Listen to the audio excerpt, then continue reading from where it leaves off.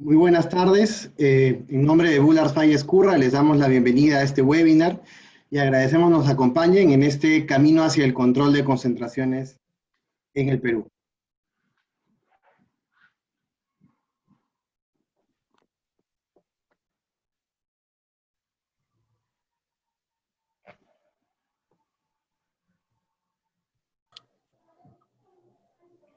Como muchos de ustedes saben, en noviembre del año pasado se aprobó en el Perú el decreto de urgencia 013-2019 que aprueba e implementa en el país por primera vez un régimen de concentraciones aplicable a todos los mercados. Esta norma entró en vigencia, o entrará, mejor dicho, en vigencia en marzo del 2021 y tendrá una duración temporal de 5 años. Luego de ese plazo, Indecopi recomendará si es que debe tener un carácter permanente o no. Precisamente, con ocasión de la entrada en vigencia de esta ley en marzo del próximo año, la semana pasada se emitió un proyecto de reglamento, el 24 de julio de 2020, para comentarios, ya que a más tardar en noviembre de 2020, este reglamento ya deberá ser emitido. Respecto a qué operaciones se encuentran sujetas a control de concentraciones o se sujetarán al control de concentraciones desde marzo del 2021, serán aquellas que produzcan efectos dentro del territorio peruano y que además cumplan con ciertos umbrales. Los umbrales que deben cumplir son concurrentes, es decir, deben darse los dos al mismo tiempo, y estos son precisamente, por un lado, el valor total de las ventas de las empresas involucradas debe ser igual o mayor a 145 millones de dólares aproximadamente, y además, al menos dos de las empresas involucradas debe tener cada una ventas iguales o mayores a 22 millones de dólares. Un aspecto importante del proyecto de reglamento recientemente publicado para comentarios es que se ha incorporado un proceso de notificación simplificada y los detalles respecto a qué operaciones se encontrarán dentro de este proceso simplificado. Con ocasión precisamente de la futura entrada o emisión del reglamento y la entrada en vigencia de la norma, hemos visto necesario comentar la opinión o la experiencia de las otras jurisdicciones a nivel latinoamericano, y es por eso que en esta tercera entrega de nuestros webinars hablaremos del caso de Colombia. Muy rápidamente pondremos un poco el contexto de cómo funciona el mercado colombiano. Ellos tienen un proceso de notificación obligatoria para integraciones horizontales desde el año 59. En el año 2009, además, esto se extiende hacia operaciones de concentración verticales. En el caso de Colombia, a través de la resolución 10930 del 2015, se estableció una serie de lineamientos, como si fuera un reglamento, digamos, respecto a los parámetros que deberán cumplir los procedimientos de notificación y preevaluación. ¿Qué operaciones se encuentran cubiertas sujetas al control en el caso colombiano? Son aquellas que se realizan entre empresas que tienen una misma actividad económica o aquellas que se encuentran dentro de la misma cadena de valor. A diferencia del caso peruano, en el caso colombiano hablamos de umbrales no concurrentes, es decir, que no tienen que darse al mismo, de forma concurrente. Uno de ellos es que conjunta o individualmente existan ingresos operacionales durante el año fiscal anterior que superen aproximadamente 16 millones de dólares, o que conjunta o individualmente estemos hablando de activos totales que al finalizar el año fiscal anterior superen estos 16 millones de dólares. Además, en el caso colombiano, y como vamos a comentar a continuación, aquellas operaciones que involucren menos del 20% del mercado relevante no requerirán de aprobación.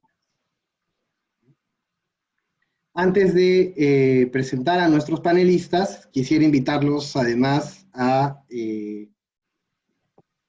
continuar con nuestros webinars para las siguientes etapas. Sin más, quisiera agradecer e introducir a nuestros panelistas. En primer lugar está Alejandro García de Brigart, es abogado y socio de Brigart y Rutia en Colombia. Jorge de los Ríos, también abogado y socio del estudio Posé, Herrera y Ruiz en Colombia. Ambos cuentan con amplia experiencia en la aplicación de la regulación de competencia y particularmente en el análisis de operaciones de concentración empresarial. Algunas indicaciones antes de empezar con el webinar: para realizar preguntas, pueden formularlas por escrito a través del chat que se encuentra dentro del aplicativo. Y al final del seminario, además, se les activará una encuesta que les agradeceríamos llenar. En caso no hubiese oportunidad para responder dentro del seminario con todas las preguntas que hubiesen del público, las mismas serán contestadas por correo electrónico.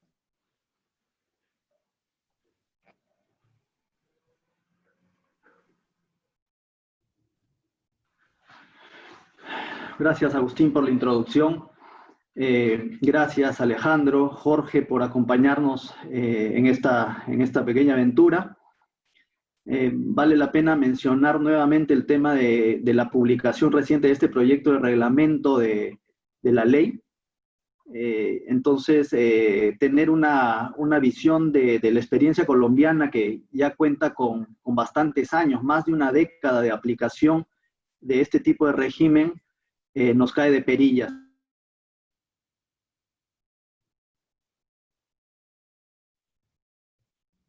Gracias nuevamente. Entendemos que el régimen colombiano, que se aplica principalmente desde 2009, se basa en una lógica de identificar primero qué operaciones están sujetas al procedimiento de autorización previa o de preevaluación, como se le denomina, entendemos. Y entonces ahí les pediría, en específico de repente a Alejandro, te pediría si nos comentas cuándo es que se considera que se genera o que se produce una operación de concentración notificable notificable o sobre la cual haya que pedir autorización según el régimen colombiano. Y cuál ha sido el criterio también que ha utilizado la autoridad, la SIC, por ejemplo, para cambios de control exclusivo a control conjunto y viceversa. Eduardo, primero que todo, quiero agradecerles enormemente la invitación. Obviamente es un privilegio estar con ustedes y tener la oportunidad de acompañar este proceso, así que muchas gracias por la invitación.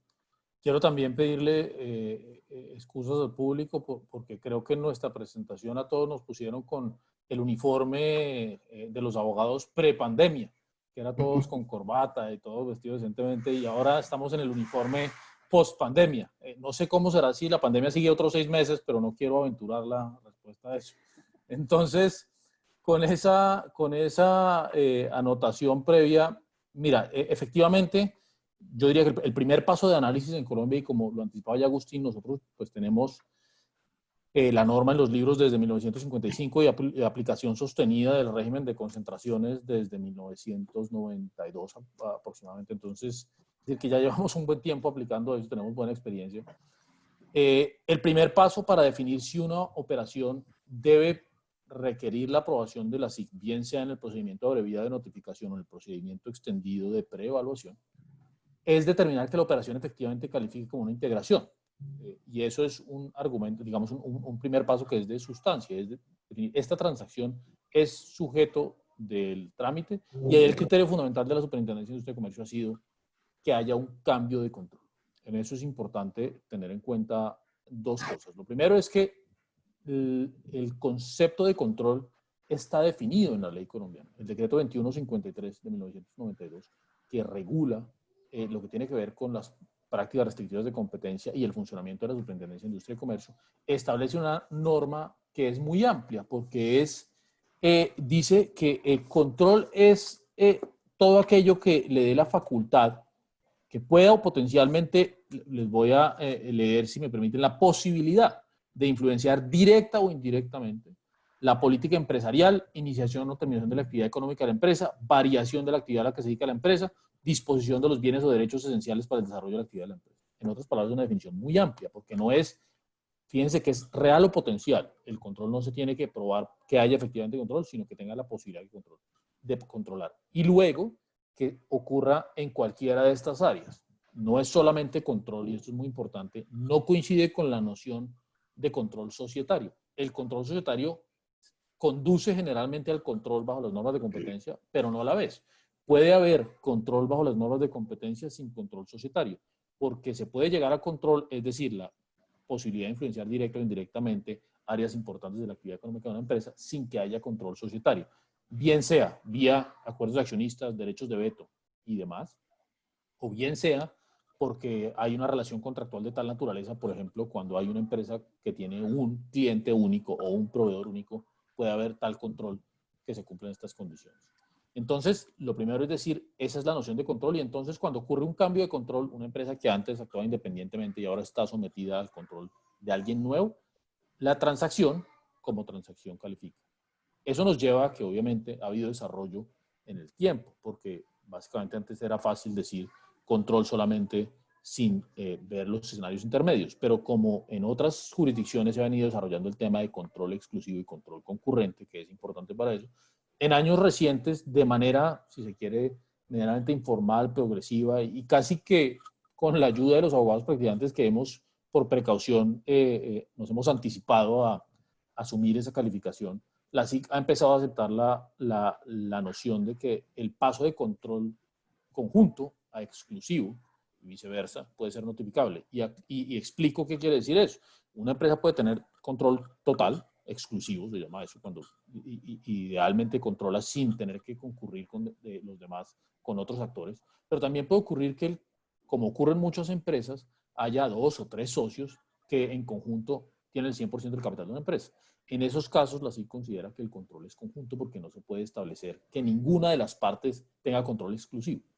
La SIC ha dicho, por ejemplo, cuando se pasa de control conjunto a exclusivo, es importante tener en cuenta porque no es lo mismo la actividad o la actitud de competencia de una empresa que está sometida a 2 controles distintos a una que se libera el control de uno de ellos y puede dedicarse a seguir los dictados de una única empresa.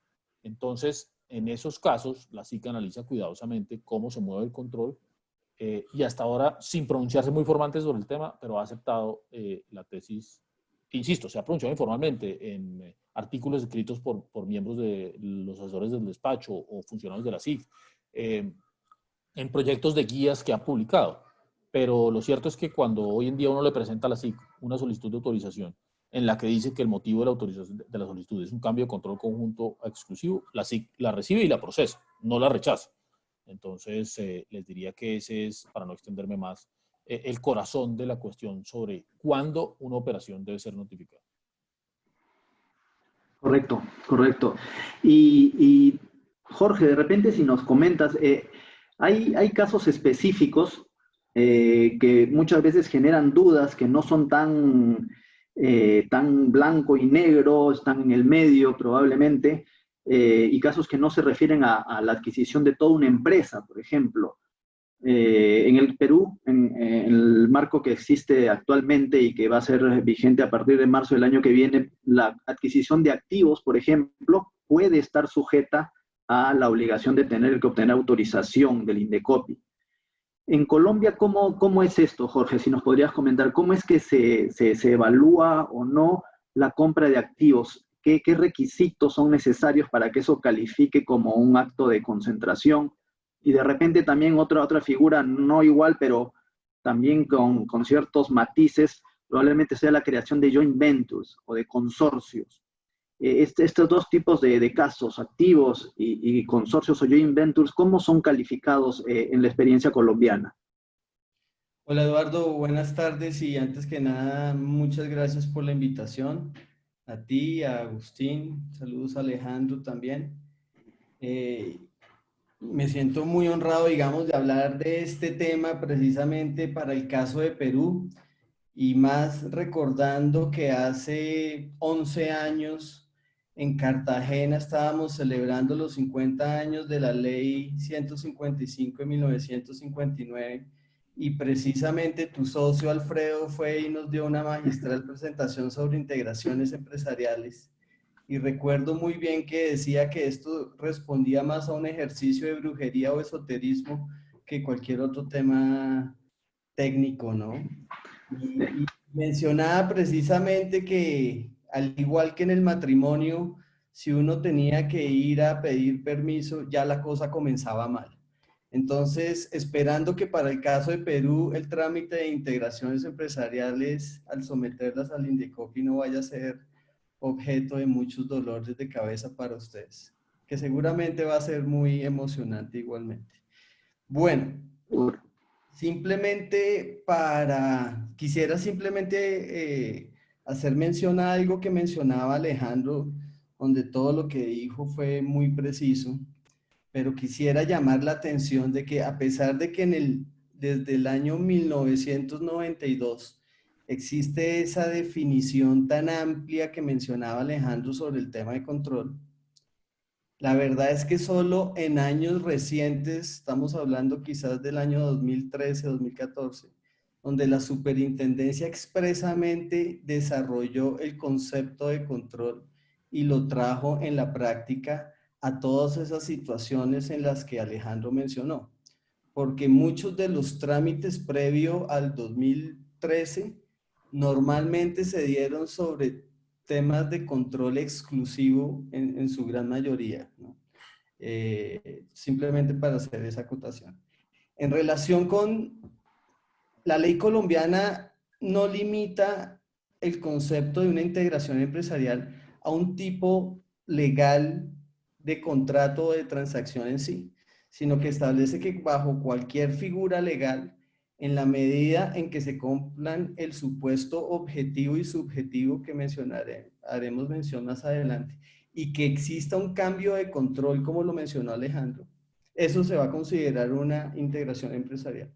Y para el caso de activos, compra de activos, en esos también podría darse lugar la figura de una integración empresarial, y se daría sobre todo cuando los activos objeto de la transacción son activos esenciales para el desarrollo de la actividad empresarial en cuestión, ¿sí? No cualquier compra de activos da lugar a una integración empresarial, sino se trataría solamente de activos que son necesarios para el desarrollo de la actividad empresarial en cuestión.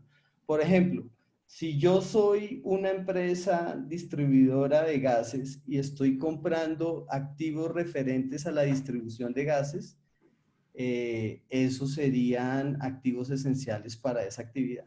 Pero si yo voy a comprar los escritorios y los computadores, de pronto no, ¿sí?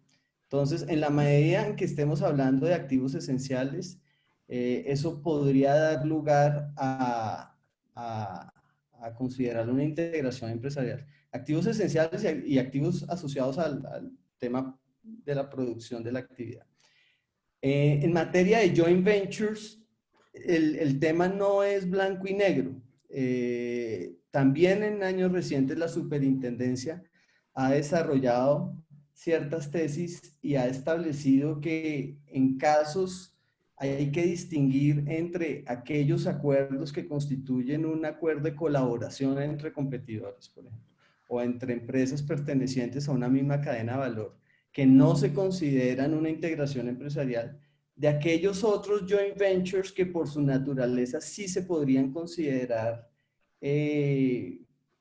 una integración empresarial, toda vez que da lugar a el cumplimiento de tres condiciones. El primero es que el joint venture suponga, por ejemplo, la creación de una empresa en común y que esa empresa en común responda a que tenga plenas funciones, que tenga una vocación de permanencia y que no se trate simplemente del traslado de una función concreta a un tercero para que la desarrolle, sino que por el contrario sea la creación de una actividad económica en sí que tenga la posibilidad de participar y acceder al mercado. En casos como ese, digamos, el joint venture se podría considerar una integración empresarial. Hay otros casos donde tan solo se podrían considerar acuerdos de colaboración, como por ejemplo acuerdos para compras conjuntas o acuerdos para la comercialización o acuerdos para investigación y desarrollo u otro tipo de acuerdos, que ese tipo de acuerdos no están sujetos al control previo, pero sí estarían sujetos a un control posterior.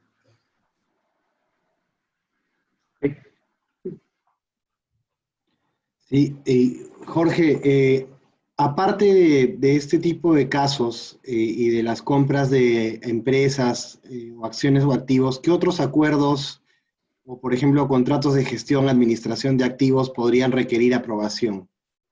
Mira, como lo decía anteriormente, la forma jurídica no importa. Cualquier forma jurídica podría dar lugar a una integración empresarial en la medida en que se cumplan son tres condiciones. Primero, que las empresas involucradas desarrollen la misma actividad o actividades pertenecientes a una misma cadena de valor, que se alcancen los umbrales y que, como decía Alejandro, se haya una adquisición de control y entendido el control como la mera posibilidad de influenciar la empresa o la actividad empresarial o política empresarial de la compañía.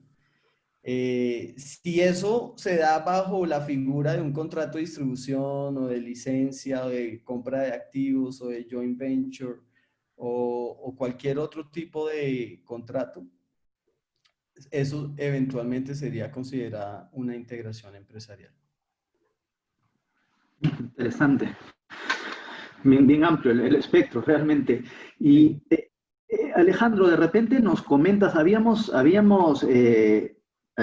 tomado conocimiento de que incluso una participación minoritaria en una empresa podría determinar que posteriormente la adquisición de una nueva empresa pueda ser considerada como una concentración, pese a que lo que tenía el agente económico solo era una participación minoritaria en una empresa previamente?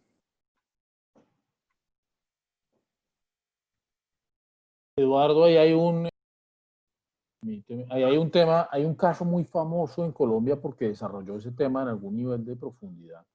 Y es un caso de 1994, en el cual un activo estatal que está siendo enajenado, que era Isagen, uno de los generadores de energía más grandes del país, pues había una competencia por quiénes iban a poder adquirir las acciones.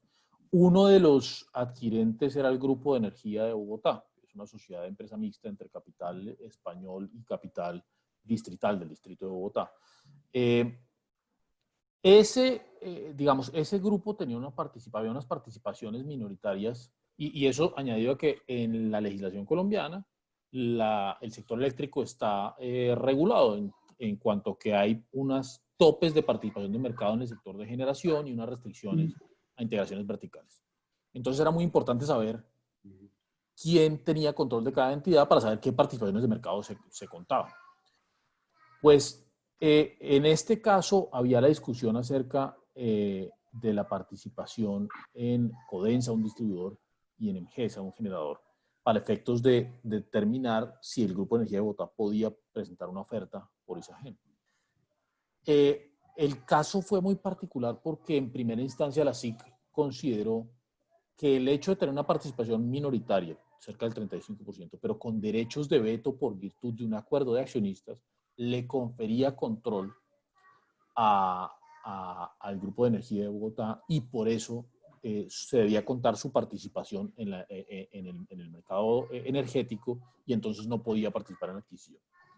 Esa fue la primera decisión de la SIC, pero en el recurso de reposición, en el cual inclusive se tuvo que nombrar un superintendente ad hoc, porque hubo una recusación del superintendente que había fallado inicialmente, la SIC cambió su doctrina y dijo, a ver, no todos los derechos de veto de un minoritario confieren control.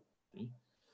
Los derechos de veto deben ser, se diferencian entre aquellos que son destinados a proteger la inversión del accionista minoritario en la empresa en cuestión y aquellos que son destinados a influenciar la actividad de la empresa en el mercado. Y estableció la SIC un test para eso y dijo, para que un derecho de veto se considere, digamos, de aquellos que no confieren control, debe cumplir tres condiciones. El primero es que debe ser idóneo para proteger al accionista, es decir, que no se utilice para nada distinto a proteger la inversión, de lograr esa finalidad. El segundo es que el derecho debe ser necesario, en otras palabras, debe haber una relación, digamos, la finalidad que se persigue debe ser, en ausencia de ese derecho, no se lograría la protección buscada. Y por último, es que debe haber un criterio de razonabilidad. Entonces, que aún cumpliendo el 1 y el 2, la restricción que se implique por el derecho de veto debe ser razonable. Ese test es importante porque eso es importante, aunque difícil de seguir, porque lo que eso plantea es que un accionista minoritario, antes del 2013 y 2012, como lo mencionaba Jorge, en Colombia puede decir tranquilamente, no tengo control, no me preocupo por lo que tenga que hacer en esta empresa. Pero después de estos desarrollos 2013-2014, lo que debe plantearse el accionista minoritario es, primero, tengo derechos de veto, bien sea por acuerdo de accionista o por disposiciones estatutarias contempladas en los estatutos de la compañía.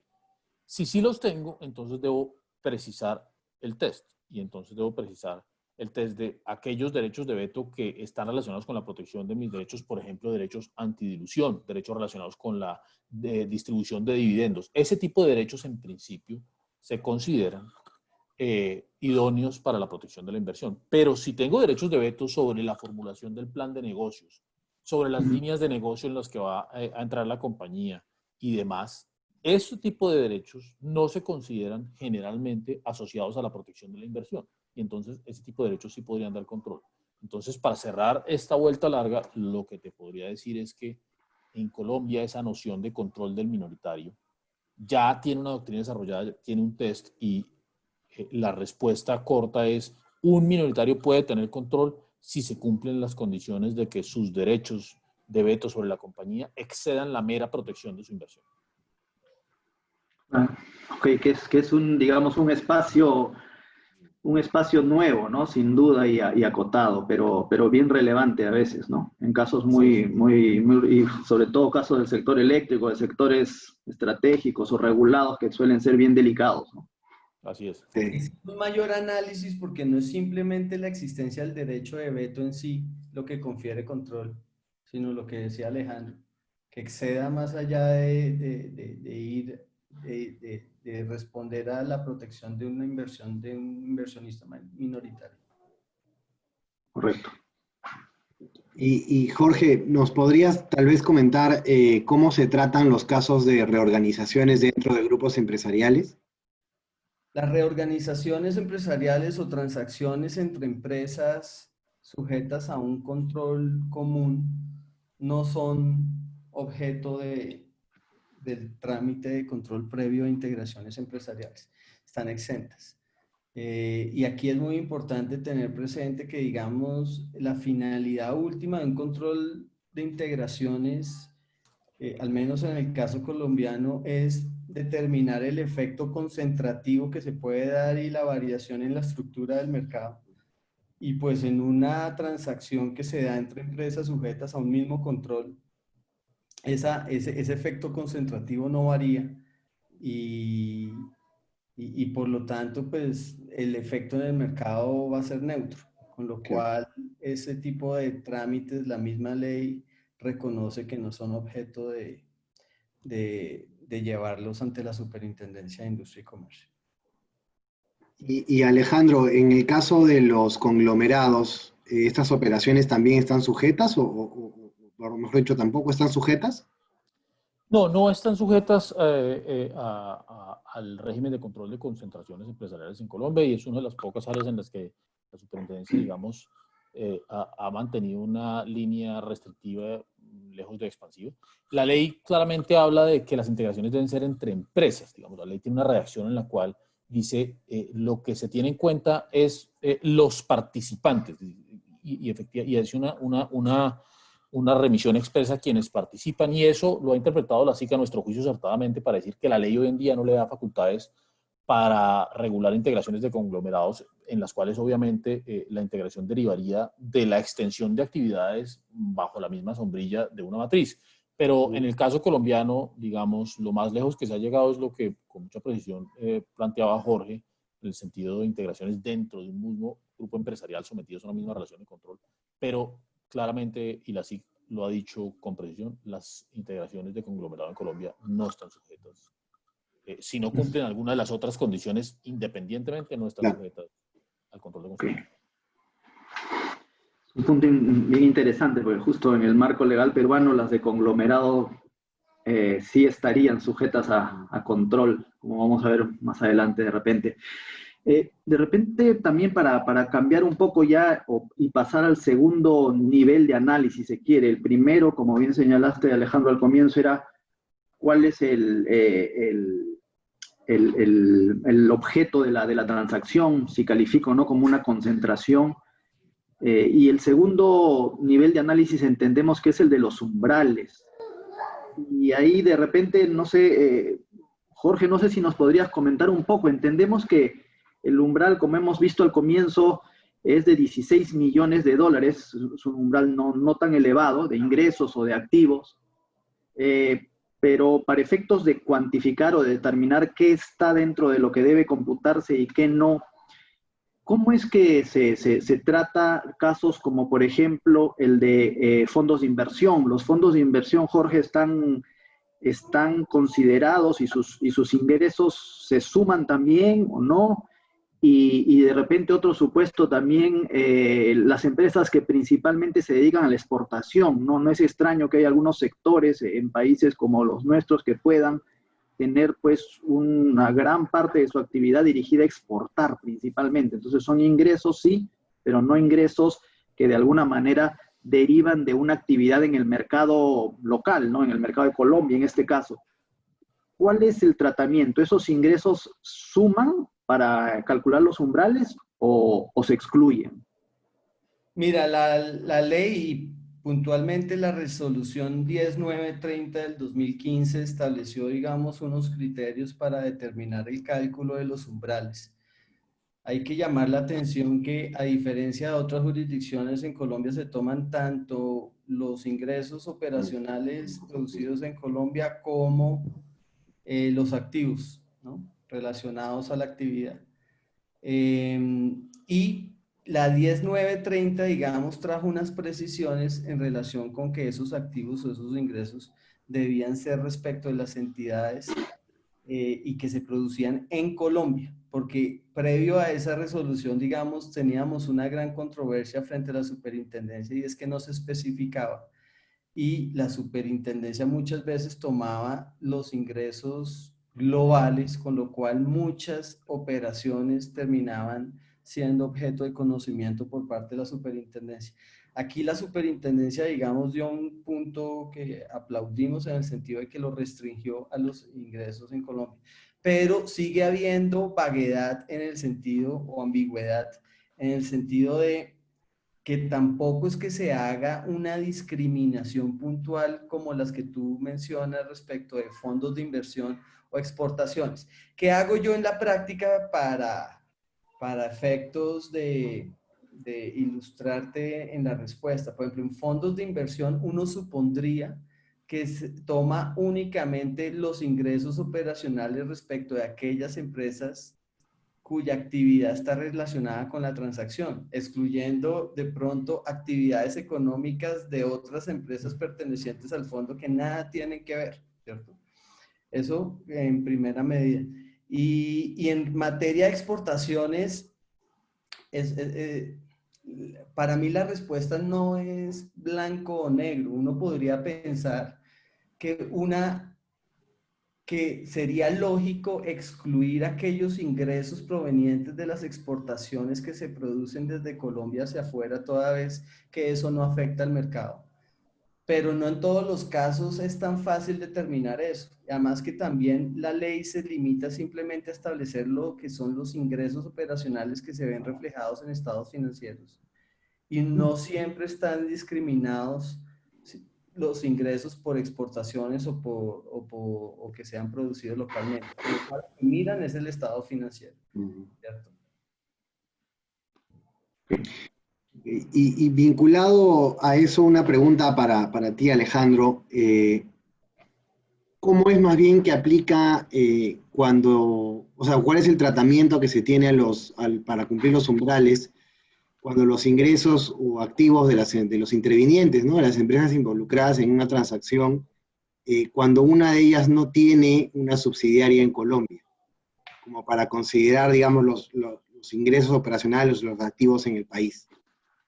Ese es un muy buen punto porque toca, Agustín, lo que ya planteaba un poco, lo que ya anticipaba Jorge respecto de la práctica anterior de la superintendencia de no ser muy clara en cuando tomaba locales versus globales. En esa misma instancia, uno de los cambios que introdujo la Superintendencia de Industria y Comercio es tratar de establecer un criterio diferenciador. Y lo que dijo es, cuando se trate de empresas con subsidiarias en el territorio nacional, lo que cuentan son los ingresos operacionales o activos registrados en sus estados financieros en Colombia.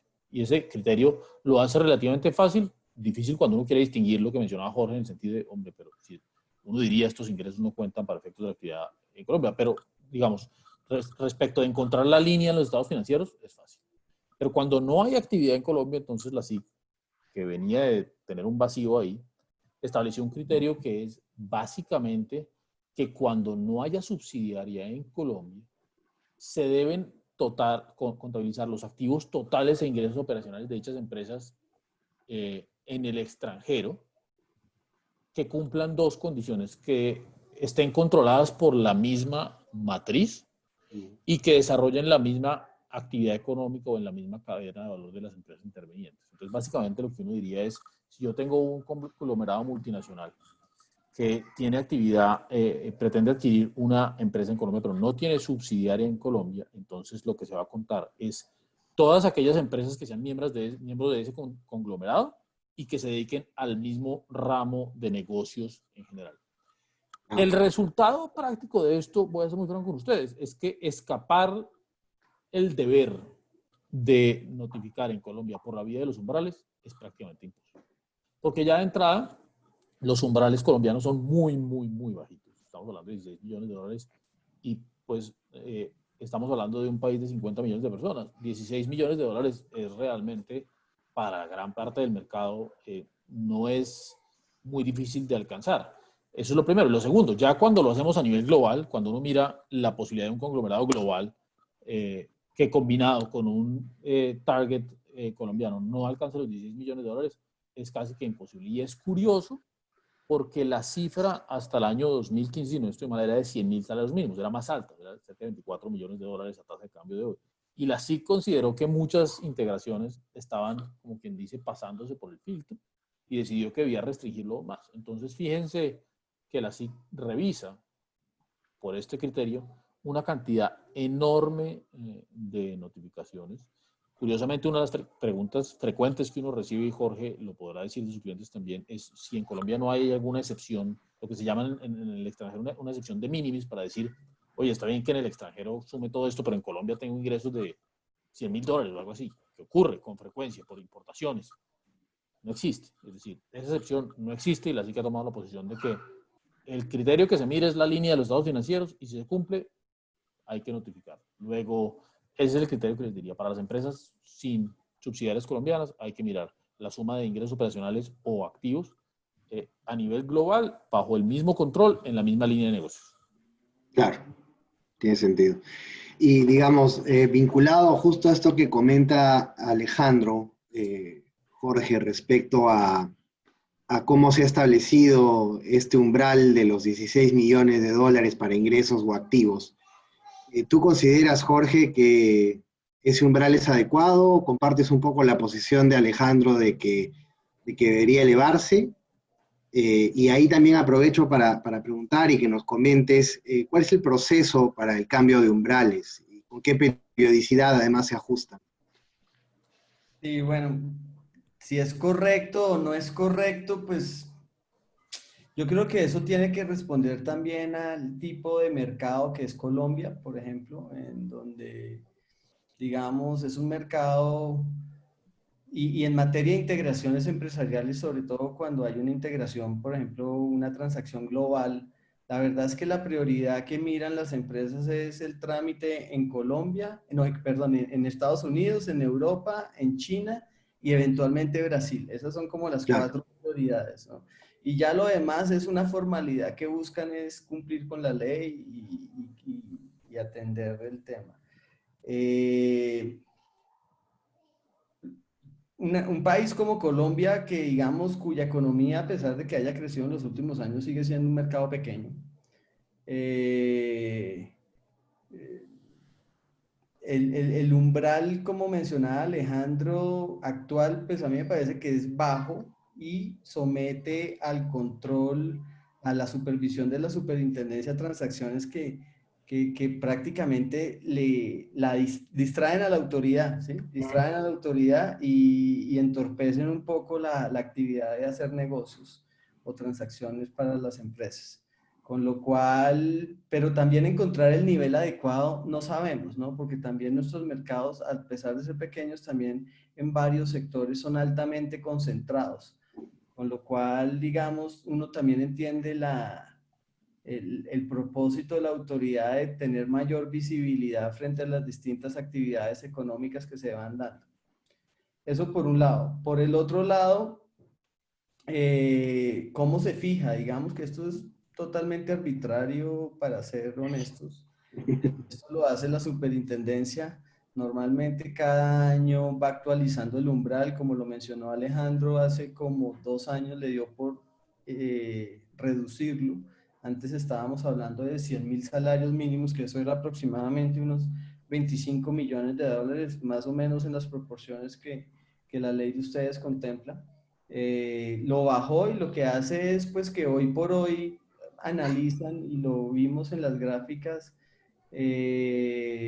aproximadamente casi 200 casos al año aproximadamente, en donde de esos 200, un 60-70% de los casos son sobre todo notificaciones. Es decir, transacciones que están aprobadas por la ley, pero Claro. que requieren cumplir con la formalidad de informar a la superintendencia.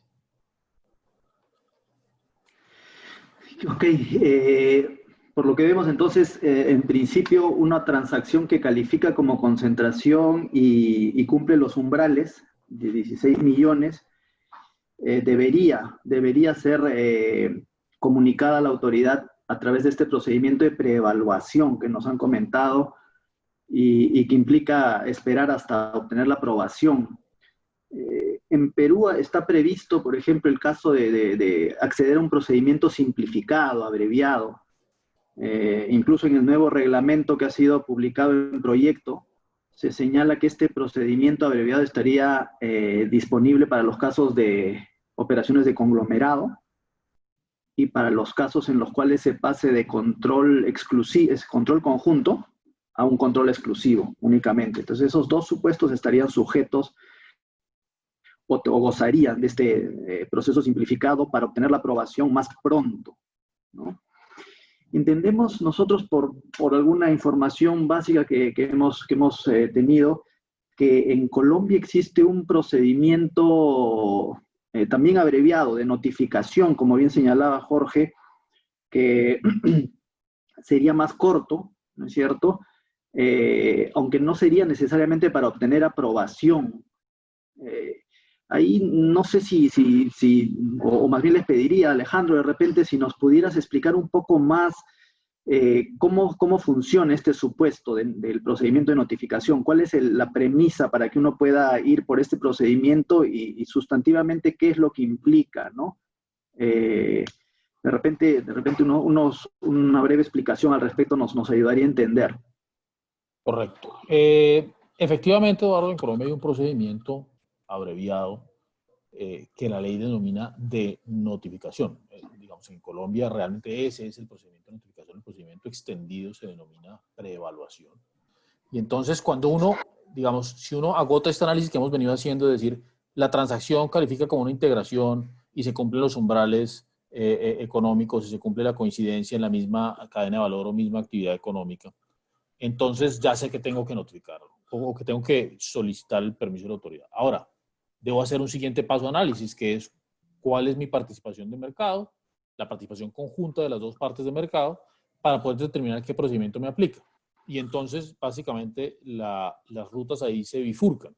Si las empresas intervinientes tienen una participación de mercado combinada inferior al 20%, aplica el procedimiento abreviado de notificación. Si por el contrario es del 20% o más, aplica el procedimiento ordinario, que es el de preevaluación. Y en eso es muy importante tener en cuenta varias presiones. La primera es que surge una pregunta inmediata. Bueno, ¿y cómo hago cuando es una integración vertical? Porque ahí no se suman participaciones de mercado. Entonces, lo que ha definido la superintendencia, entonces, en cada uno de los dos eslabones, aguas arriba y aguas abajo, se debe tener una participación de mercado inferior al 20%. Primer check. Segundo tema, tú lo planteabas. ¿Qué es lo que ocurre ahí sustancialmente? Y entonces, de acuerdo con la redacción de la ley, lo que ocurre es que efectivamente sí estás obteniendo una autorización, sino que la autorización es automática. Y ese automático ha tenido, digamos, sus bemoles, si se quiere, porque cuando se publicó la ley 1340 de 2009, pues se entendió que la aprobación era automática, punto. Pero la superintendencia después emitió la regulación al respecto y dijo, la superintendencia tiene 10 días para hacerle preguntas a las partes en caso que considere que la información es incompleta. Y si considera que la información es completa, va a emitir una carta que ellos denominan acuse de recibo, y eso resulta en que la operación se entiende autorizada retroactivamente hasta el momento en que se presentó. Si no, entonces, generalmente si a uno le hacen preguntas, es porque la superintendencia tiene dudas acerca de la definición de mercado, de las participaciones de mercado, y entonces puede que le hagan preguntas a uno. Y en muy contadas ocasiones la superintendencia le dice a uno, señores, yo anticipo que voy a estar en desacuerdo con su lectura del mercado, les aconsejo que pasen al otro procedimiento. Eso ocurre, la verdad, muy rara vez, pero existe esa posibilidad. Entonces, en realidad sí es un procedimiento de autorización, lo que pasa es que es un procedimiento de autorización automático, y en la inmensa mayoría de los casos así es que opera. Esperas ni siquiera los 10 días que dice la ley, sino probablemente 5 o 6 días, la SIC publica una carta de acuse de recibo, y en ese momento estás automáticamente aprobado, y de hecho la carta no dice que te esté aprobando, sino que da acuse de recibo de tu notificación, y a partir de la fecha de la notificación. Y justo sobre eso, Alejandro, ahí tenemos una estadística que hemos conseguido también oficial de la SIC. De repente, Agustín, si la puedes reflejar para algún comentario que nos pueda hacer al respecto sobre la cantidad de casos resueltos bajo esta figura. Claro, la notificación. Esa es una estadística muy pertinente, porque como ustedes ven, la inmensa mayoría, esa estadística refleja la división entre notificaciones y preevaluaciones. Y entonces eso lo que muestra es que la inmensa mayoría de transacciones que se presentan a la SIC se resuelven mediante el trámite simplificado de notificación. ¿Sí? Entonces ustedes ven ahí que para el 2019, el año más reciente donde tenemos cifras completas, teníamos 146 contra 43. Es decir, estamos hablando de un 75% del volumen de las operaciones, un poco menos 72%, se tramitan por la vía del procedimiento abreviado, mientras que solamente el 25-26% se tramita mediante el procedimiento extendido. Entonces, eso, digamos, plantea dos interrogantes, diría yo. Uno, el primero es, efectivamente, si tantos casos, si hay tantos casos que son poco preocupantes, valdría la pena no plantearse si todos deberían notificarse. Probablemente hay muchos de esos que no deberían notificarse. Pero segundo, yo comparto con Jorge, siempre he compartido la idea tradicional de que hay muchos mercados, o que estos mercados tienden a ser concentrados. Pero si ustedes miran, ahí tenemos un universo de 200 transacciones, 180 y 190 transacciones notificadas, y fíjense que solo en el 25% de esos casos se supera el umbral del 20% de participación conjunta. Luego, pareciera ser que realmente la economía, insisto, que yo he tenido tradicionalmente la misma idea de Jorge, la economía no está concentrada en general, sino que hay sectores que están concentrados, porque el resto, la estadística parecía indicar que no. Claro. Interesante, realmente. Nos llamó la atención, sin duda, cuando vimos esta estadística también. Sería ideal incluso que en el caso peruano, ya que se está reglamentando esto, una figura como esta pudiera incluirse, ¿no? De un segundo umbral de participación de mercado involucrado en la transacción para proceder con la vía más rápida, ¿no? Del simplificado. Y creo que esta disposición o las normas relativas a este procedimiento simplificado o de notificación habían sido modificadas recientemente. Jorge, ahí nos podrías comentar un poco cómo se ha dado esta modificación, qué ha implicado, o tal vez tu experiencia también en casos de este tipo, ¿no? Porque supongo que la definición de mercado relevante para saber qué cosa es el 20% de ese mercado o no, se convierte en un punto clave. Sí. Y aquí para, digamos, para ver la copa medio llena y no medio vacía, me gustaría poner de contexto que previo a la ley 1340 la figura de la notificación no existía, con lo cual si tan solo se cumplían los umbrales y se trataba de empresas que desarrollaban la misma actividad, esto debía someterse a la autorización, con lo cual estábamos en un escenario peor al actual en donde transacciones que no iban a presentar ningún problema para el mercado requerían la autorización previa y adicional correr todo el procedimiento más toda la carga de información que tocaba suministrar. Digamos que la figura de la notificación yo en parte sí la celebro, y la celebro porque pues ha agilizado varios casos. Ahora, otra cuestión es si debería o no existir y ese tipo de transacciones deberían o no llevarse a la superintendencia, y ahí yo creo que podemos encontrar distintas respuestas. En relación con tu pregunta, la resolución 10930 del 2015, tampoco es tan reciente, pues, 10930 del 2015, estableció algunas modificaciones encaminadas a darle mayor seguridad jurídica al trámite de la notificación. De hecho, bien lo manifestaba Alejandro, y Alejandro me corregirá, pero previo a esa resolución, uno notificaba y la superintendencia acusaba recibo en un término muy corto, que eran como 3 o 5 días. Ahorita mi memoria no me da, pero lo que hizo la superintendencia con esta resolución fue ampliar el plazo a 10 días y reservarse dos posibilidades. La primera, requerir información, ¿sí? O aclaraciones. Y dos, como lo decía Alejandro, reconducir el trámite, es decir, llegar y decirle, ¿sabe que esto no va por la vía de notificación? Mejor váyase por la vía de, de la preevaluación. Digamos que los cambios no son dramáticos y uno puede convivir con ellos. Uno puede convivir con ellos. Ahora, lo que a mí sí me parece es que la ley es clara en establecer que aquellas transacciones cuya participación conjunta en el mercado está por debajo del 20%, están aprobadas por la ley. Y lo que somete a, Alejandro lo ve más como una autorización automática, yo lo veo más como una formalidad a cumplir. Y es la formalidad de informar a la superintendencia, y la superintendencia no debería embolatarme la transacción de una notificación, salvo que se demuestre que yo entregué la información incompleta o que entregué información falsa o que hice una completa definición de mercado equivocada. Pero en términos razonables, digamos, a mí sí me parece contraproducente que en un trámite de notificación se le dé a la superintendencia la posibilidad de entorpecerlo o de dificultarlo.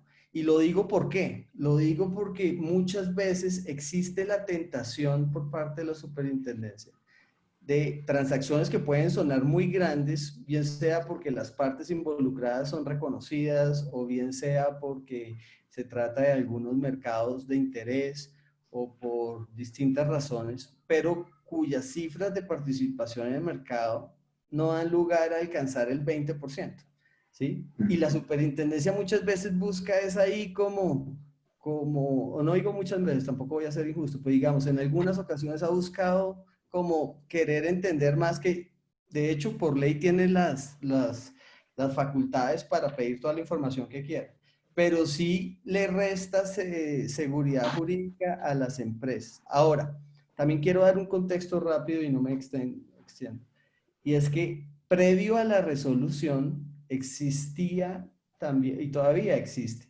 la tentación de muchas empresas de definir los mercados de manera muy amplia, con lo cual lo que hace es diluir la participación de mercado y se llegó a unos niveles de definición del mercado que suena absurdo y ahí la superintendencia, digamos, uno entiende la redacción porque tampoco se trata de considerar a la superintendencia como una autoridad que no razona, ¿cierto? Entonces tuvimos, por ejemplo, una transacción en el mercado de los gimnasios donde parte del mercado relevante incluían a las ciclovías, ¿no? En donde los que son, digamos, espacios públicos para hacer ejercicio, eso ya no suena razonable. Hubo otra donde se expandía el mercado si mi memoria no falla, en caramelos masticables se le metió todo tipo de dulces, ¿sí? Lo cual, pues, tampoco sonaba razonable y eso en algunos casos dio lugar a investigaciones. Entonces, la posibilidad de que requiera información me parece válida siempre y cuando la información sea incompleta o no sea clara. Pero muchas veces la tentación de requerir información innecesaria en un trámite de notificación me parece perjudicial para la transacción en sí. Y Alejandro, vinculado a esto que comenta Jorge respecto a los requerimientos de información que se da de la autoridad dentro del plazo dentro del procedimiento de notificación, en tu experiencia, ¿qué tan común son estos requerimientos de información o qué tan común es que la autoridad, por ejemplo, discuta que la operación se encuentre por debajo del 20% del mercado relevante o la definición del mercado relevante? Pues yo lo que diría, y tal vez hago un comentario que me parece importante hacerle, refutar a Jorge en un tema muy importante, y es decir, creer que para un adicto al dulce no hay tal cosa como limitación del universo de los dulces. Luego el caramelo masticable y otros dulces sí están en el mismo mercado relevante. Perdón que haga ese desvío. Pero dicho lo anterior, lo que diría es no, mi experiencia es que no es muy frecuente que la SIC haga requerimientos. Yo creo que, perdón que lo ponga de esta manera, pero creo que cuando los asesores hacen el trabajo bien y conocen típicamente lo que hace la SIC en materia de definición de mercados relevantes, conocen los precedentes, saben, generalmente la SIC hace requerimientos en pocas oportunidades y en la mayoría de las oportunidades el requerimiento era anticipable, porque hay muchas veces que digamos, las partes hacen el intento de tratar de calificar dentro del 20 y si sus asesores conocen el tema, ya lo han advertido. Entonces, se los pondría, les diría que realmente, si uno conoce bien cómo opera el tema, no es muy frecuente que le hagan requerimientos a uno y la mayor parte de las veces, por lo menos yo hablo en mi caso, que uno recibe requerimientos, son requerimientos que eran anticipables y que inclusive las partes sabían que podían venir. Ok, de repente entrando ya un poco más y volviendo al procedimiento más grande, el procedimiento de preevaluación, que es para pedir la aprobación pura y dura, digámoslo así, aspectos procesales y de fondo que pudiéramos tocar. Una primera duda que surge si es que hay en Colombia esta suerte de prenotificación, si hay esta etapa inicial antes incluso de pedir la solicitud de autorización a la SIC, si es que existe esta opción de una etapa inicial en la cual se converse, se discuta, se consulte con la SIC y un poco hasta se determine, se delinee la información a presentar, los alcances, etcétera. ¿Esto es viable según el marco legal de la superintendencia y en Colombia o eso no existe? ¿Qué nos podrías comentar, Jorge, de repente en este caso? No, una figura de la prenotificación como existe, por ejemplo, frente a la Comisión Europea, no existe. En la práctica, ¿qué sucede? En la práctica, la superintendencia ha sido generosa en concederle a uno ciertos espacios que le permiten a uno distintas circunstancias. Por un lado, explicar la transacción, anticiparles que eso se les va a presentar, darles como el punto de vista de uno y de las empresas respecto a cómo funciona el mercado y cuál es el mercado relevante, etcétera, etcétera. Y ha sido, digamos que ha sido, es una buena práctica, por decirlo de algún modo, porque también ahí uno alcanza a leer a la superintendencia si le hacen preguntas sobre posibles dudas o preocupaciones que puedan tener y cosas que a uno le permiten ir y digamos, hacer su solicitud mucho más sólida. Eh, Eso, digamos, esos espacios, la superintendencia en la práctica y hasta hoy los ha concedido y han sido buenos, pero no es nada que sea arreglado. Eh, yo sí creo que eventualmente valdría la pena eh, para las mejoras del régimen que pudiera existir esa etapa de prenotificación, porque yo creo que eso le ahorraría tiempo no solo a las empresas, pero también tanto a la superintendencia como a los abogados en la preparación del- de la solicitud.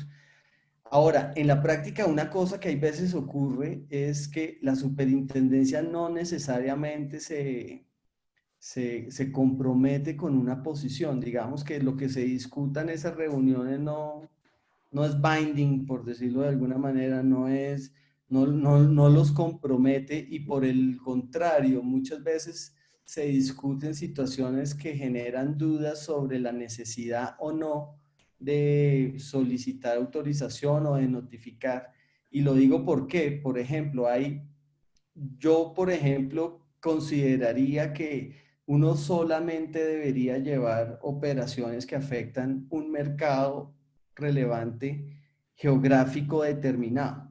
Pero muchas veces se cumplen los supuestos, sobre todo el supuesto subjetivo de las actividades que se realizan, pero resulta que operan en mercados geográficos completamente distintos donde el efecto no, donde eventualmente no hay efecto.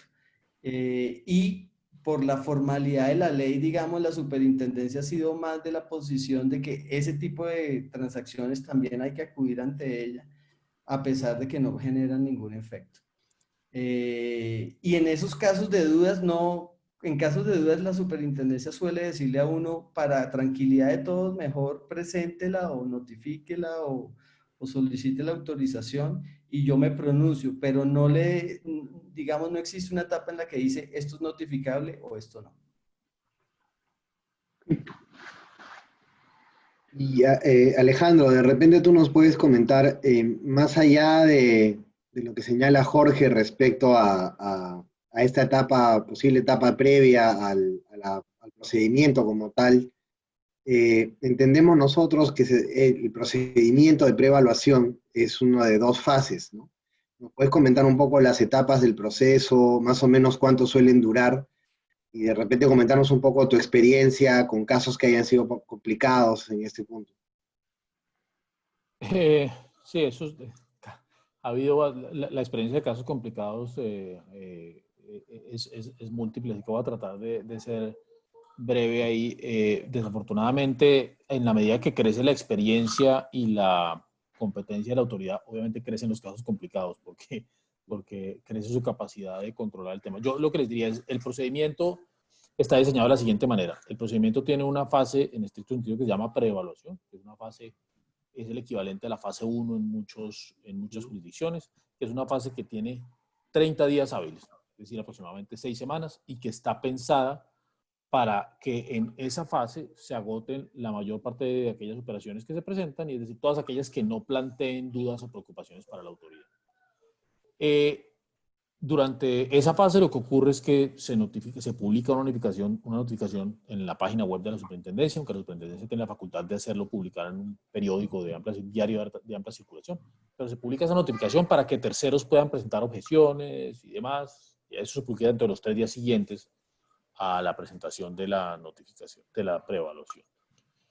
Y luego, si a los 30 días o antes la superintendencia concluye que es necesario revisar en mayor detalle la transacción, entonces le notifica a las partes que procede a pasar al estudio de fondo, que es lo que llamaríamos nosotros la fase 2, fase en la cual la superintendencia tiene 3 meses para pronunciarse sobre la transacción y puede expedir un requerimiento de información adicional que reinicie el conteo a otros 3 meses. Y aquí hay una distinción bien importante. La SIC puede emitir tantos requerimientos como quiera, ¿sí? No tiene límite de requerimiento. Pero el único que reinicia el plazo es el primer requerimiento. Ahora, ahí hay un tema importante y es, por ejemplo, entre la primera y segunda fase, ya hay una lista de información definida que uno debe presentar. Creo que ahorita hablamos de hablar de la información, entonces no me detengo mucho en eso. Pero para efectos del conteo de los términos, sí es importante que la SIC cuando pasa el análisis a estudio de fondo, le puede decir a uno, pasamos a estudio de fondo y allégueme la siguiente información, bien sea la estándar o información adicional más allá de la estándar. Y entonces el término de los 3 meses no empieza a contar sino hasta que se entregue toda la información. Y si se hace el requerimiento adicional que suspende, el nuevo plazo de 3 meses tampoco empieza a contar sino hasta que se entregue la información. El resultado de eso es que si ustedes empiezan a sumar, entonces son 30 días, eso nos dan 6 semanas, más 3 meses y el último día me hacen un requerimiento, son 6 meses, vamos 7 meses y medio, más el tiempo que yo me tome en responder los requerimientos, que dependiendo de lo que me piden puede ser bastante, puede ser 15 días, un mes. Entonces estamos hablando de que fácilmente el trámite podría llegar a 9 meses. Y ahora, si la superintendencia considerara que es necesario negociar condicionamientos y demás, pues se puede tardar más aún. Tanto Jorge como yo hemos tenido casos pesadilla de más de un año, en el cual se tardan las decisiones sobre condicionamientos y demás. Entonces, hay múltiples casos y hay casos recientes, sobre todo aquellos que tienen condicionamientos donde el trámite se demora. Y dejo una nota al margen sobre eso y no perdamos de vista que hay ciertos trámites que se procesan ante otras autoridades y especialmente los que tienen con el sector de aviación civil y los que tienen que ver con el sector bancario y financiero, y particularmente en el caso del sector de aviación civil, el trámite se puede demorar muchísimo más. Hemos tenido casos de año y medio, casi 2 años, porque la verdad es que ahí sí hay cero experiencia digamos, en el manejo del trámite. Y Jorge, entrando un poco más a los temas ya hacia el final de lo que es la decisión, entendemos que la SIC también tiene esta facultad típica de autorizar bajo condiciones. ¿Cuáles son las razones que típicamente considera la SIC para establecer condiciones a la aprobación de una transacción? Qué buena pregunta. Debería ser una pregunta fácil de responder, pero no siempre lo es. De hecho, hay casos en los que uno no se imagina que va a haber condicionamientos y sorpresivamente los hay. O casos en donde los condicionamientos, digamos, no responden a realidades de mercado, pero primordialmente la superintendencia se ha inclinado por imponer 2 tipos de condicionamientos. Los estructurales, que son encaminados a modificar, digamos, las participaciones de mercado de las intervinientes, con miras a que no se genere una concentración que se considere indebida. Y los de comportamiento, ¿no? Que es, por ejemplo, prohibir la celebración de ciertos acuerdos de exclusividad con distribuidores, con proveedores, etcétera, etcétera. Y eso va a responder al análisis que la superintendencia haga. Ahora, no ha habido claridad, porque hay casos donde los condicionamientos, por ejemplo, tienen una naturaleza suspensiva o una naturaleza resolutoria. Y, por ejemplo, hay casos donde el condicionamiento, por ejemplo, si es de desinversión, solamente la transacción podrá materializarse en la medida en que el condicionamiento se cumple. Y eso muchas veces es complicado para las empresas. Un ejemplo claro fue una integración en el sector tabaco, precisamente, donde el condicionamiento consistía en desinvertir ciertas marcas que representaran X porcentaje de participación en el mercado y sometió la validez de la transacción a que eso se materializara en la práctica, lo cual, digamos, en otros casos ha tenido un tratamiento diferente y es que se permite el cierre, se permite la implementación de la transacción y el condicionamiento se cumple una vez se materializa la transacción. Ahí, por ejemplo, digamos, yo creo que hay una oportunidad para que la superintendencia fije un rasero en determinar, porque hay un trato, digamos, inequitativo. En algunos casos lo pone de una manera y en otros casos lo pone de otra manera, y yo no encontraría razón para ello.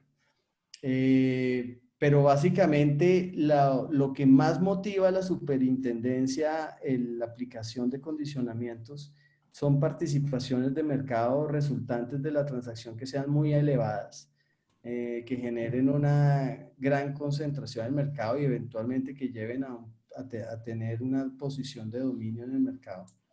Y en algunos casos también evitar como lo que llamarían en inglés el foreclosure, ¿no? Todos esos acuerdos con distribuidores o con proveedores que determinen exclusividades o que limiten, digamos, el abastecimiento o el aprovisionamiento de ciertas materias primas para los competidores. Y de ahí, digamos, también la importancia de las integraciones que se presentan en la cadena de valor, ¿no? Porque eso muchas veces puede llevar a que a que se incrementen las barreras de ingreso para el acceso a materias primas o a servicios por parte de algunos jugadores en el mercado. Interesante la problemática ahí. Nosotros aquí en el régimen peruano hay una opción de, o al menos se está viendo de regular la opción esta lógica, no sé si llamarle negociación, pero en todo caso sí, de la posibilidad de que quien solicita la aprobación en determinada etapa, ya sea en fase 1 o en fase 2, proponga las condiciones que considera adecuadas para mitigar eventuales riesgos o preocupaciones de la autoridad. Ahí, no, ¿cuál ha sido la experiencia colombiana? ¿Existe esta vía? ¿Está prevista en la legislación? ¿Cómo se aplica? Ahí, Alejandro, no sé si nos podrías comentar brevemente ese tema. Yo sé que es muy complejo, pero para un poco conocer la experiencia colombiana de manera encapsulada. Correcto, Daros. Yo te diría, mira, el procedimiento está un poco... A ver, las partes están en entera libertad de siempre proponer sus condicionamientos de entrada, si es que fuera el caso. ¿Sí?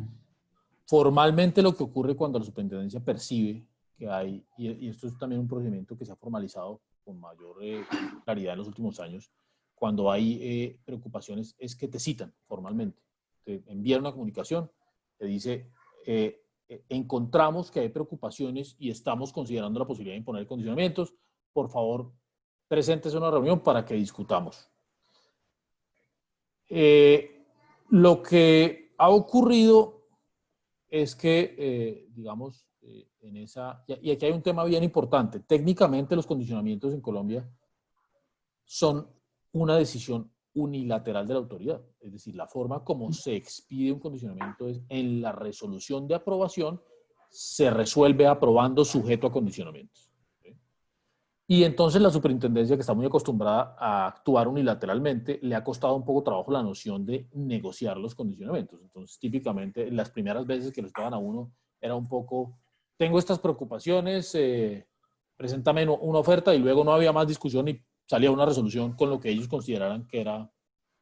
Y esto ocurrió un par de veces. Yo creo que ellos han ido mejorando un poco en el sentido de hacer más va y viene en la negociación, pero sigue siendo cierto que ellos consideran que la decisión final, y no ellos consideran, la ley establece que la decisión final donde se establecen los condicionamientos es un acto unilateral, no es un acuerdo entre las y las partes. ¿Sí? Entonces, en última instancia, uno que casi podría llegar a un acuerdo verbal con ellos, y en el tránsito entre la sala de reunión y la emisión de la resolución, alguien podría insertarle cambios y no hay nada que puedas hacer. ¿Sí? No puedes oponerle a la superintendencia, oye, pero habíamos acordado esto. Eso no hay recurso legal.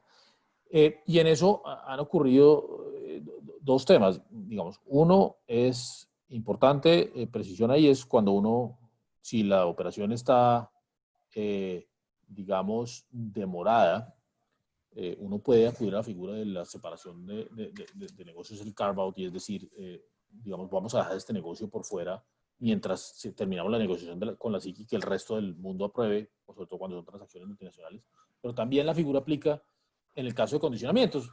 Ha pasado en casos recientes, la SIC ha dicho, miren señores, en el mundo se entiende que esta es la figura del divestiture trustee o antitrust trustee, y es básicamente, ustedes, señores SIC, me están ordenando vender una parte del negocio, ¿sí?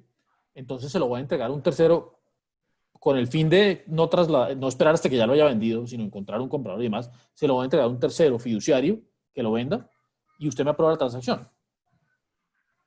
La SIC está avanzando en ese sentido, pero la verdad es que hasta ahora las transacciones en las que ha aprobado ese mecanismo lo ha aprobado con una particularidad, es que trata al tercero fiduciario como si fuera un comprador, y entonces lo somete a un escrutinio un poco parecido al del comprador, le exige el cumplimiento de ciertos indicadores financieros y demás, y eso ha de alguna forma complicado el tema, pero vamos avanzando hacia un entendimiento más sofisticado del tema.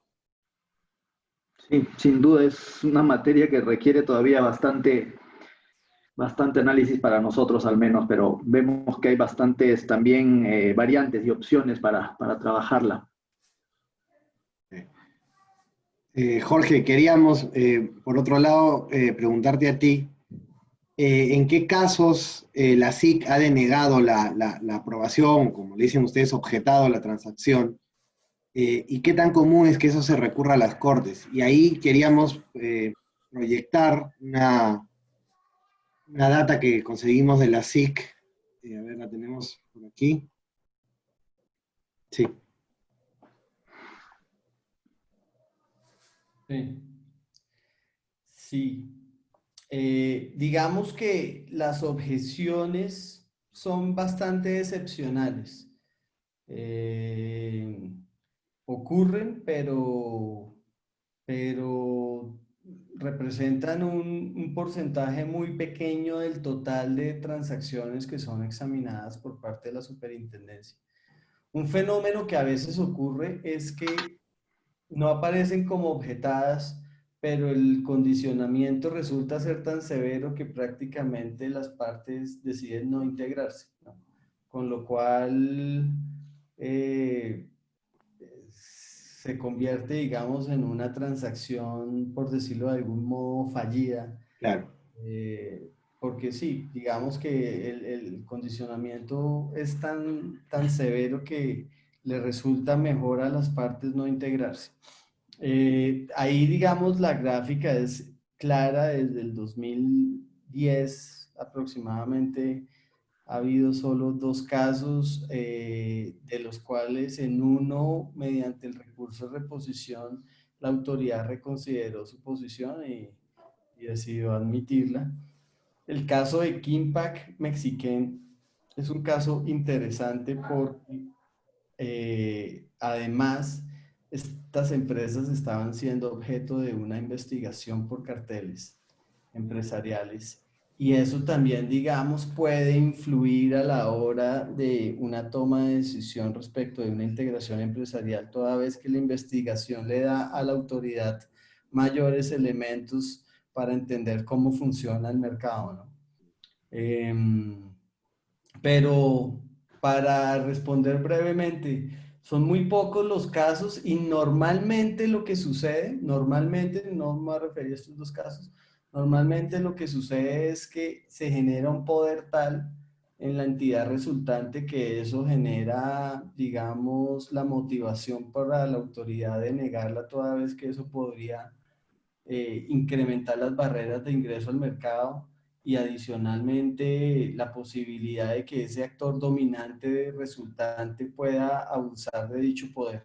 Eso es, digamos, lo que llega a motivar a la autoridad en la gran mayoría de los casos para objetar una operación. Afortunadamente, o no sé si afortunadamente, pero en Colombia todavía, digamos, no han existido razones distintas a eso, como si se dan, digamos, en otras jurisdicciones, como por ejemplo la preservación de un sector estratégico para el país, donde se bloquean, digamos, cierto tipo de inversionistas, o por temas de seguridad nacional, o otras razones, por ejemplo, regulatorias, la autoridad de Colombia, digamos, se ha centrado principalmente en eso, en la posibilidad de que se adquiera una posición de dominio y que que se corra el riesgo de que con dicha posición se pueda abusar de él en el mercado. Ok. Y ya para ir concluyendo, estamos tomando un poco más de tiempo de los oyentes, pero solo para cerrar, les preguntaría a ambos, Alejandro, Jorge, que si es que en su experiencia han tenido o han visto que siempre existe alguna opción de, pues que haya algún tipo de deseo o de intervención por parte de políticos, etcétera, de terceros en los procesos, y que eso pudiera perjudicar, ya sea demorando o incluso en el peor de los supuestos, si fuera el caso, influenciando en la decisión, ¿no?, de la autoridad. ¿Eso es algo de lo que está cubierto el régimen en Colombia de control de concentraciones o es algo que todavía está por trabajarse? ¿Cómo avisoran ustedes el tema en ese punto? A ver, yo te diría, y obviamente sujeto a lo que opine Jorge, mira, nosotros en términos generales, la autoridad ha sido una autoridad que no es particularmente política. Hemos tenido una instancia muy notoria hace unos 15 años, en el cual había una propuesta de integración entre dos aerolíneas colombianas, en ese momento Avianca y ACES, que ya no existe, y el superintendente de la época iba camino a bloquear la integración y el presidente, que era quien lo nombraba, lo relevó del cargo y puso un nuevo superintendente. ¿Sí? Después de eso, no ha habido intervenciones específicamente abiertas y de hecho, con el proceso de accesión de Colombia a la OECD, una de las recomendaciones para la autoridad de la competencia es que fuera independiente. Eso requería una serie de reformas estructurales para que el nombramiento no ocurriera como es en este momento, que es un nombramiento de libre nombramiento y remoción del presidente de la República. Y un poco para prevenir eso, digamos que se expidió en la presidencia del gobierno pasado un decreto, para prevenir, no, para hacer la apariencia que eso estaba preveniendo, se expidió un decreto en el cual se establecía que el término del superintendente de Industria y Comercio coincidía con el del presidente, como quien dice, el presidente no lo podía despedir, sino que el término terminaba naturalmente, aunque coincidía con una misma administración, entonces digamos que ahí no había mucha independencia. En su momento, casi que unánimemente todos los abogados practicantes en el área de competencia argumentamos que el decreto era abiertamente ilegal porque la facultad de remover al superintendente era de orden constitucional. Luego el presidente no podía renunciar vía decreto a esa facultad, parte 1 y parte 2, pues era tan sencillo como volver a expedir un decreto quitándolo y ya se eliminaba esa protección. La Corte Constitucional nos dio recientemente la razón y declaró inconstitucional ese decreto. Todo para decir que en este momento el superintendente es un funcionario de libre nombramiento y remoción del presidente. Los presidentes no han ejercido esa... Hay que reconocer que en Colombia no ha habido una tradición de intervenir más allá del caso que les dije y de remover a los superintendentes en estos casos, pero la tentación está ahí. Yo diría que hoy en día tal vez una de las salvaguardas que tenemos es ya haber accedido y haber adherido al tratado digamos, de la OECD. Entonces, ahí tenemos ciertas salvaguardas y de hecho ese requisito de hacer esas reformas persiste, o sea que deberíamos hacerlo en algún momento para darle mayor independencia y también un movimiento para generar una división entre quien investiga y quien juzga, es decir, tener un sistema un poco parecido, bien sea el del CADE o más hacia el de la Fiscalía Nacional Económica en Chile. Así que, en resumidas cuentas, creería que no tenemos todas las salvaguardas institucionales que deberían prevenir la intervención de tipo político, pero la tradición institucional de la SIC ha sido que generalmente los presidentes respetan en buena medida la autonomía de los superintendentes. Jorge, ¿algún comentario adicional? No, a ver, completamente de acuerdo con Alejandro. Sí, simplemente quisiera puntualizar que en efecto la superintendencia tradicionalmente se ha mantenido un poco al margen de dichas influencias políticas. Ahora, considero que la estructura legal tal y como está conformada y cómo depende y cómo se analizan los casos no garantiza del todo no está, digamos, no está a prueba de todo riesgo, y creo que sí sí se podría prestar para que los casos pudieran llegar a ser objeto de sufrir influencias políticas en el futuro, ¿no? Mm. Y ya creo que no vamos a abusar más de ustedes y de los oyentes. Les agradecemos mucho, Jorge, Alejandro, por habernos compartido su experiencia y todo el expertise que tienen en la materia. Ya no nos va a dar tiempo para responder alguna pregunta que haya llegado por el sistema, pero vamos a hacer lo posible por responder la vía de correo electrónico. Muchas gracias a todos por estar acompañándonos y hasta una próxima oportunidad. Hasta luego. Gracias. Gracias nuevamente por la invitación. Gracias por la Gracias a invitación. ustedes. Hasta luego, Eduardo y Agustín y Alejandro. Hasta pronto. Hasta pronto.